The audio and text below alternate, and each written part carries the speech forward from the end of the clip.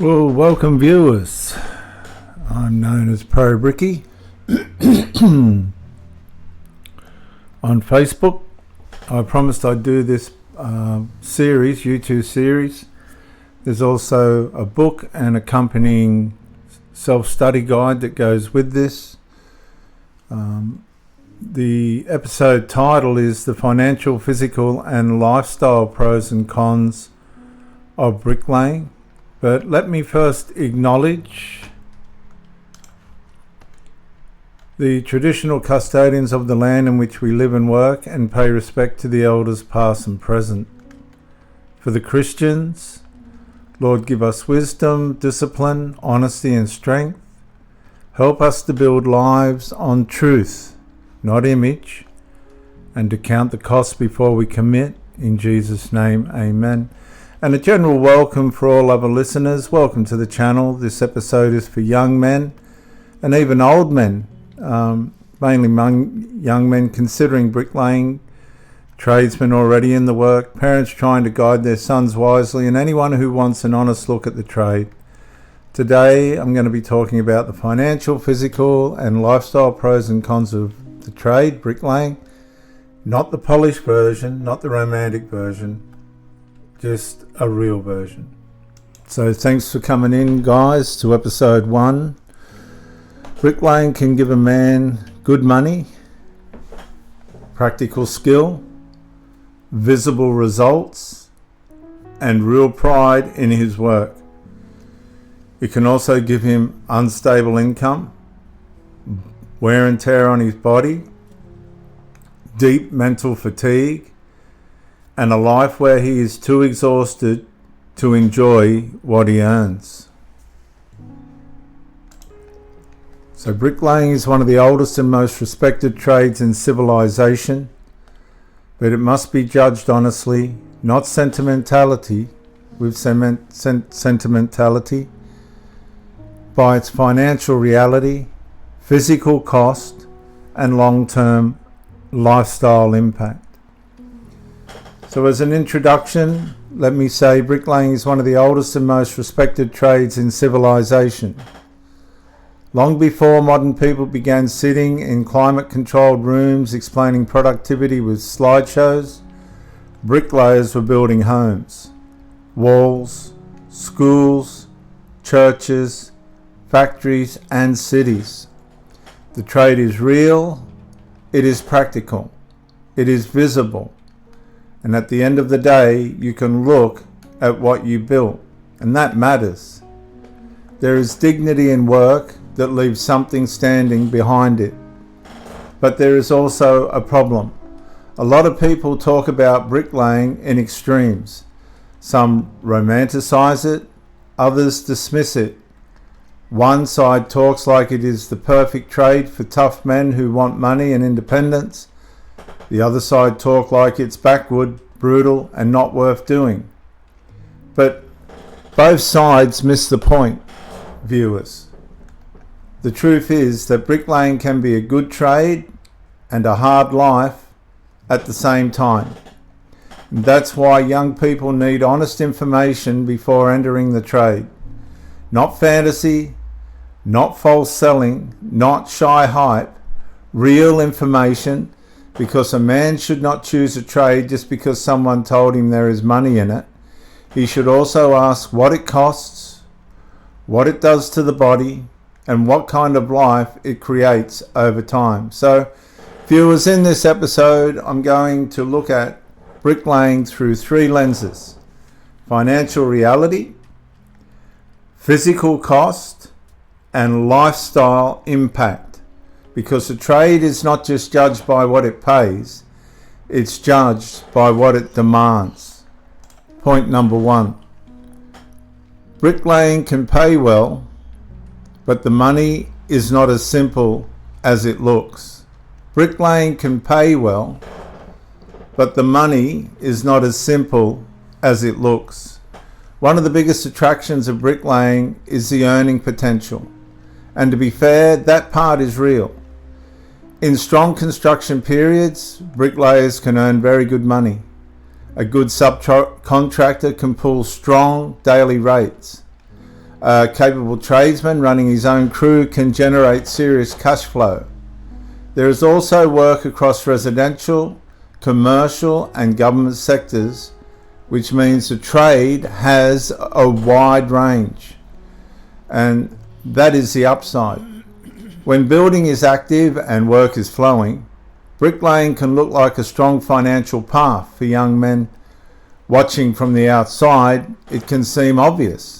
You work hard, you get paid well, and you build a future. But that is only half the story, viewers. The other half is instability. Bricklaying income depends heavily on building cycles. When construction is booming, the trade looks powerful. When construction slows, the cracks begin to show. Approvals slow down. Jobs get delayed. Builders get cautious. Work becomes patchy. Then the strong money people talked about suddenly becomes a memory they keep repeating to themselves, like a copying ritual or a coping ritual.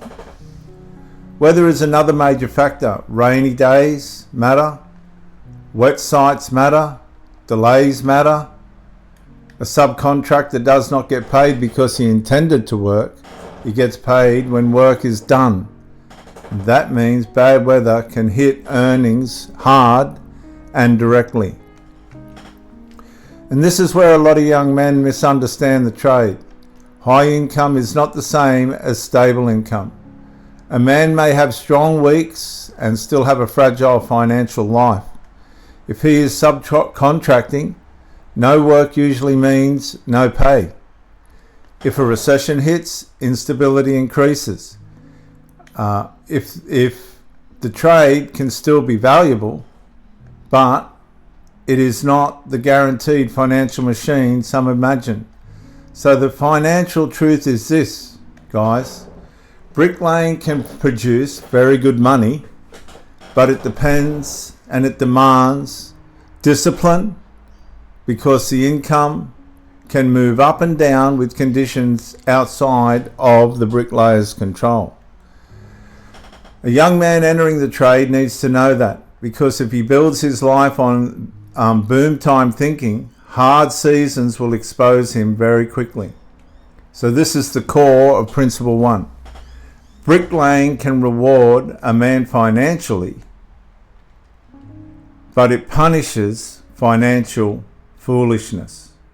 I'm going to say that again. Bricklaying can reward a man financially, but it will punish financial foolishness. Point number 2, viewers, bricklaying can build strength, but it also places a serious cost on the body. And this is where the trade becomes very honest. Bricklaying is physical work. That is part of its dignity. You are not hiding behind theory. You are lifting, laying, bending, carrying, aligning, producing. For some men, that is deeply satisfying. It develops endurance, work ethic, toughness, and practical ability. It gives a man a sense that he can do something real in the world. And that is a genuine positive. But the physical cost is also real, and it cannot be brushed aside with macho talk. Bricklaying places repeated strain on the back, knees, shoulders, wrists, hands, and joints. The body does not just work hard once, it works hard repeatedly, day after day, month after month, year after year. The lifting is repetitive, the bending is repetitive, the exposure to heat, cold, wet, mud, dust, and site pressure is repetitive, it's ongoing. So viewers, in the early years, many men feel strong enough to absorb it. That is often when the trade feels good. You are young, capable, proud, and physically responsive. But the problem with physical trades is that cost accumulates quietly. It does not always announce itself dramatically at first. Sometimes it settles in over years. Tightness becomes pain. Pain becomes limitation. Limitation becomes normal. And that affects your life. And that is when the fantasy starts dying. And I can agree with this by experience. A young man may look at an older tradesman and only see skill and toughness. He may not see the pain management, the worn joints, the reduced energy, the stiffness getting out of bed, or the way years of labour have settled into the body. And that does not mean bricklaying is bad. It just means that it's costly, personally costly on your body. A man who goes into this trade needs to respect the body. He needs recovery, mobility, strength work, technique, discipline, and long-term thinking. Because the body is not an endless machine. It's a resource.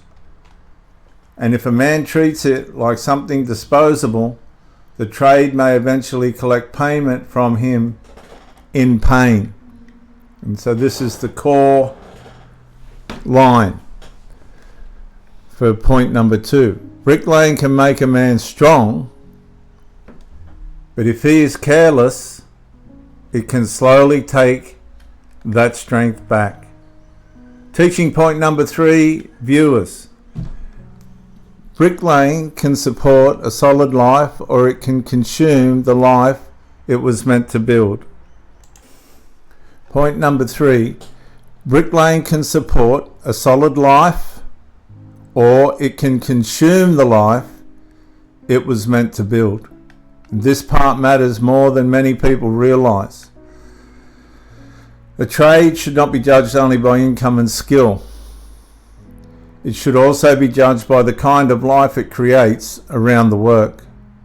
Bricklaying does have lifestyle positives. It can give a man independence, competence, structure, confidence, and a strong sense of usefulness. There is a real satisfaction in building something that lasts. There is also meaning in work that serves other people in a practical way. A man can stand back from a finished job and know he contributed to something real.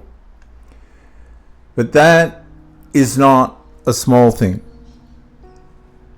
There is another side. Bricklaying can also dominate a man's life if he does not govern it properly. The early mornings, long days, weather exposure, constant output, travel, fatigue, and the pressure to keep moving can take over, and some men get home with very little left.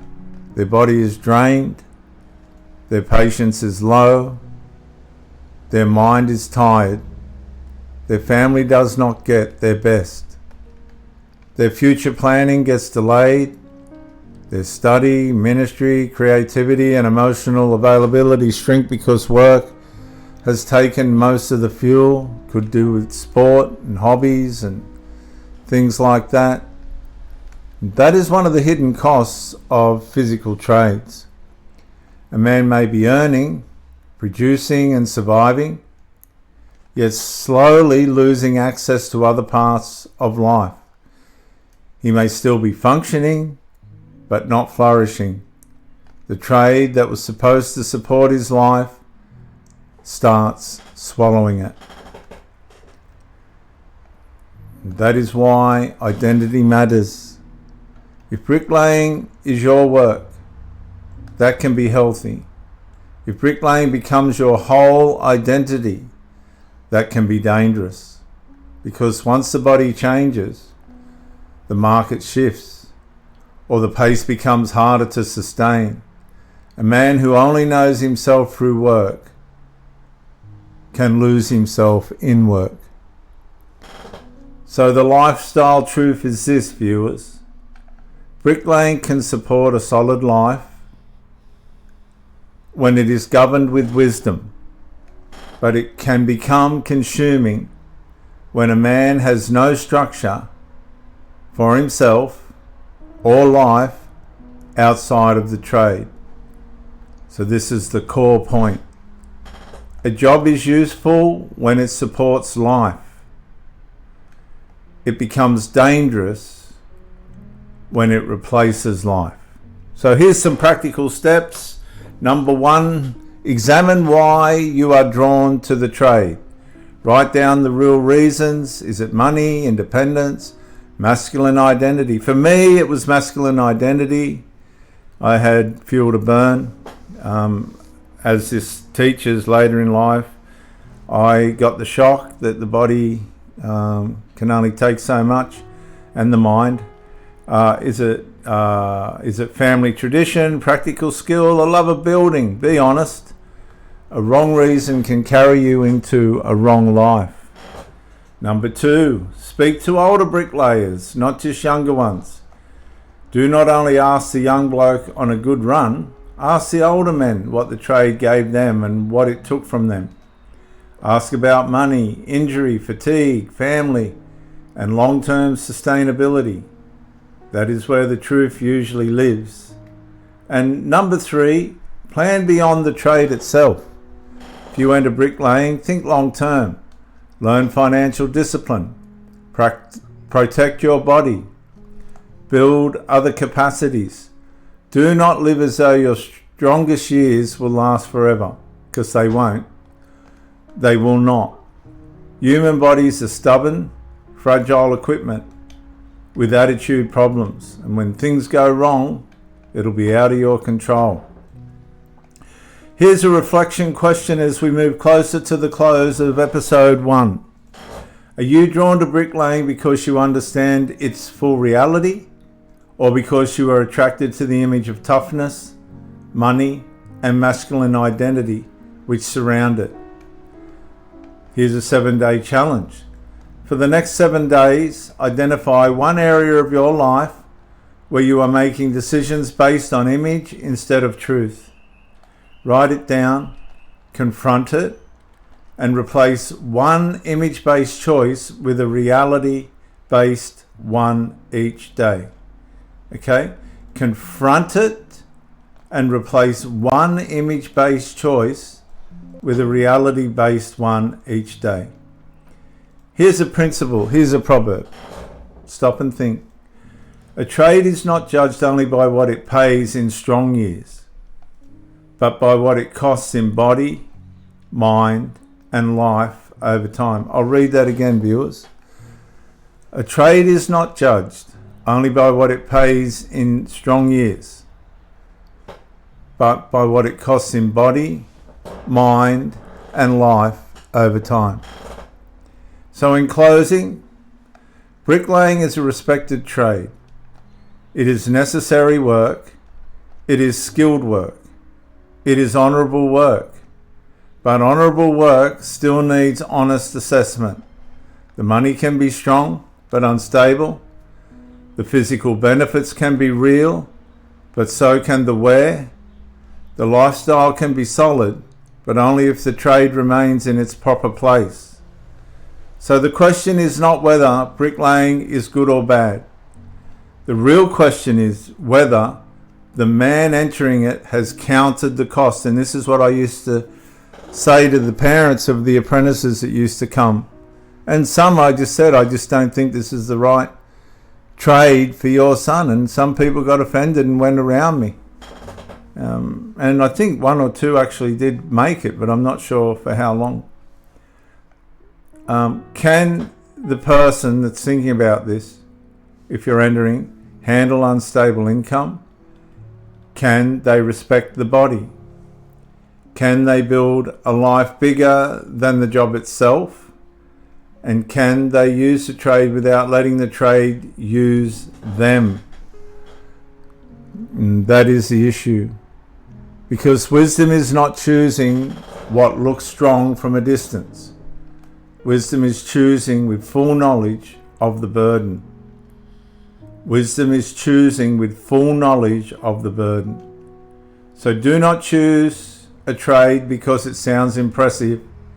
Choose it because you have counted the cost and are prepared to carry it with discipline, honesty, and a long view of life. And I will see you in episode 2. Ancient trade, modest cost, modern cost, the pros and cons of bricklaying. I'm Dr. J.W. Ayub. Bye for now.